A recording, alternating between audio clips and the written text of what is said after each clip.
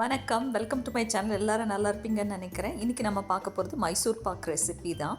இது ரொம்ப கஷ்டமாக இருக்கும்னு நினச்சேன், பட் ஈஸியாக நல்லா வந்துருச்சு. வாங்க இதுக்கு என்னென்னலாம் தேவைன்னு பார்க்கலாம்.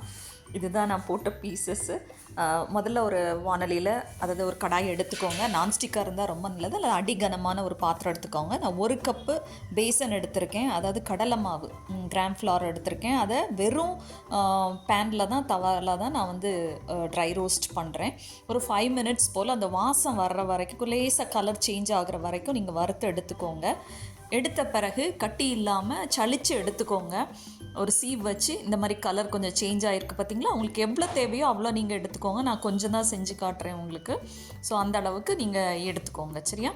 அதே கப்பில் தான் எல்லாம் மெஷர் பண்ணணும். இந்த அளவுக்கு எனக்கு கப்பி வந்திருக்கு, வேஸ்ட்டு, அதை தூக்கி போட்டுடலாம்.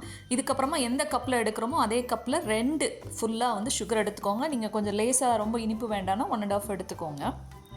ஏன்னா அந்த கொஞ்சம் வேஸ்ட்டும் போயிருக்கு, அதனால் கொஞ்சம் குறைச்சிக்கோங்க. தண்ணி வந்து ஜஸ்ட் அது நனைகிற அளவுக்கு நீங்கள் விட்டால் போதும். 1 ஸ்ட்ரிங் கன்சிஸ்டன்சின்னு சொல்லுவாங்கள்ல, ஒரு நூல் பதம், அந்த அளவுக்கு வரணும். ஸோ பக்கத்துலேயே நெய் வந்து மெல்ட் பண்ணி வச்சுக்கோங்க. மெல்ட் பண்ணுறேன். இதுவும் 2, அந்த எந்த கப்பில் எடுத்தோமோ அதில் 2 கப் வேணும். இப்போ 1 கப்பு வந்து அதில் ஊற்றி லம்ஸ் இல்லாமல், கட்டி இல்லாமல் அதை கரைச்சி எடுத்து வச்சுக்கிறேன். இது சைடில் வச்சுக்கோங்க. ஒரு சைடில் வந்து பாகு காய்ச்சிக்கோங்க, சிரப் காய்ச்சிக்கோங்க. ஒரு சைடில் வந்து இதை நல்லா மிக்ஸ் பண்ணி எல்லாம் ரெடி பண்ணி சைடில் வச்சுக்கோங்க. இதில் ஒரு சின்னதாக ஒரு பிஞ்சு சால்ட் போட்டுக்கோங்க. இது ஒரு 5 மினிட்ஸ் எடுக்கும். ரொம்ப தண்ணி விட்டுட்டிங்கன்னா டைம் ஜாஸ்தியாக எடுக்கும். நீங்கள் கரெக்டாக தண்ணி விட்டிங்கன்னா இந்த வந்துருச்சு எனக்கு. அது நான் சரியாக வரல எனக்கு இதில் கேமராவில் காட்டுறதுக்கு. இப்போ இது கூட வந்து அந்த மெதுவாக ஊற்றுங்க, அப்படி பபிள்ஸ் வரும், தெரிக்கும். ஸோ இப்போது நம்ம சுகர் சிரப்பை இது கூட ஆட் பண்ணிடலாம். அந்த சிரப்பை ஆட் பண்ணும்போது பார்த்து ஆட் பண்ணுங்கள். கொஞ்சம் லேசாக வேணால் தீயை கூட்டி வச்சுக்கோங்க. மற்றபடி லோ ஃப்ளேம்லேயே வச்சுக்கோங்க. கைவிடாமல் மிக்ஸ் பண்ணணும். மிக்ஸ் பண்ண அந்த கீ எல்லாம் விட்டுட்டு வரும். அதுக்கப்புறம் 1 கப்பு கீ வச்சுருக்கிறீங்கல்ல, நான் அது கிட்டத்தட்ட ஒரு ஹாஃப் கிட்ட யூஸ் பண்ணியிருக்கேன். ஃபுல்லாக யூஸ் பண்ணிங்கன்னா ரொம்ப டேஸ்டியாக இருக்கும். அதையும் ஊற்றி நீங்கள் என்ன செய்யுங்க, கிண்டிகிட்டே இருங்க. இது நல்லா அந்த பதம் பார்த்துக்கோங்க. அப்படியே ஒரு மாதிரி அது பொங்கிட்டு வருது பார்த்துக்கோங்க. ஒரே பபுளாக வந்து அங்கே பாருங்கள்.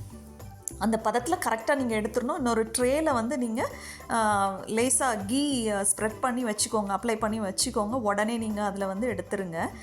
பார்த்திங்களா, பொங்கி இப்படி வருது பார்த்துக்கோங்க.